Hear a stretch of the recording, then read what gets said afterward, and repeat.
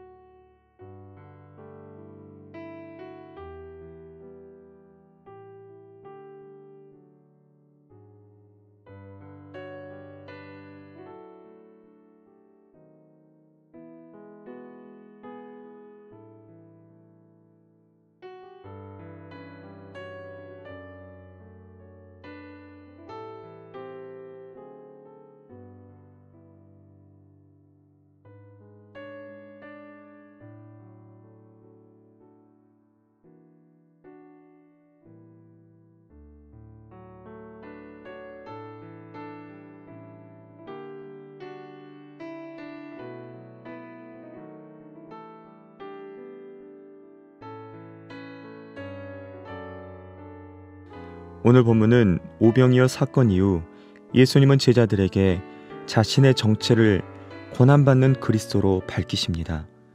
문답 형식으로 시작하는 본 단락에서 예수님은 베드로의 대답을 듣고 나서 그리스도의 길을 드러내시고 그리스도의 길이 합당한 제자도를 가르치십니다.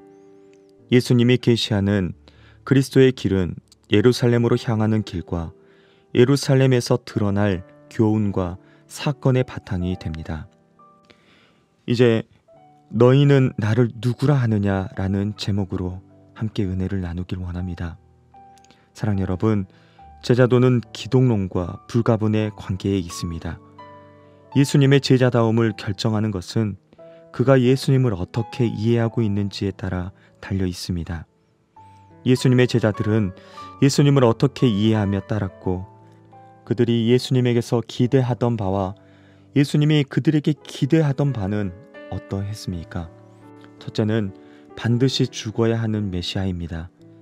무리는 예수님을 선지자로 알고 따랐지만 12 제자들은 예수님께서 메시아인 것을 이제 간신히 믿게 되었습니다.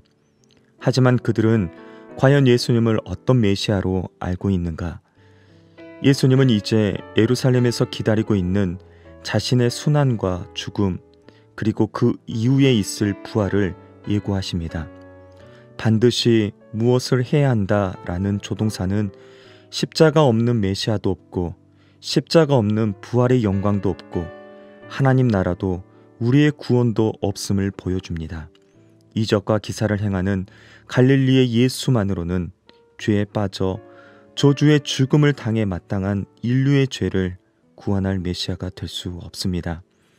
예수님에게 중요한 것은 더 많은 사람들의 환호가 아니라 하나님 아버지께 순종하는 것이었습니다. 자신이 영광을 받는 것이 아니라 죽은 자들을 구원하고 살리는 일이었습니다. 둘째는 반드시 십자가를 져야 하는 제자입니다. 제자들의 길은 예수님이 가신 길을 따라가는 것입니다. 우리를 위한 예수님의 십자가는 우리도 따라서 져야 하는 십자가입니다. 우리가 세상을 이기고 사탄의 가장 강력한 무기인 죽음마저 무력화하는 믿음을 보이는 것은 예수님의 십자가에 참여할 때만 가능합니다. 그때 예수님이 영광으로 부활하신 것처럼 우리도 그 영원한 생명에 참여하겠지만 천하를 위해 내 목숨을 위해 예수님을 버리면 천하도 잃고 영원한 목숨도 잃게 됩니다. 마지막 세 번째는 반드시 보게 될 하나님의 나라입니다. 제자들이 살아있는 동안 목격할 부활은 이미 시작된 하나님 나라의 승리를 증명해 줄 것입니다. 그것으로 주와 주의 말씀을 위해 십자가를 지는 삶이 유일한 생명의 길임이 증명될 것입니다. 반대로 주를 부인하여 얻은 잠깐의 영광이 영원한 패배이고 수치임이 드러날 것입니다.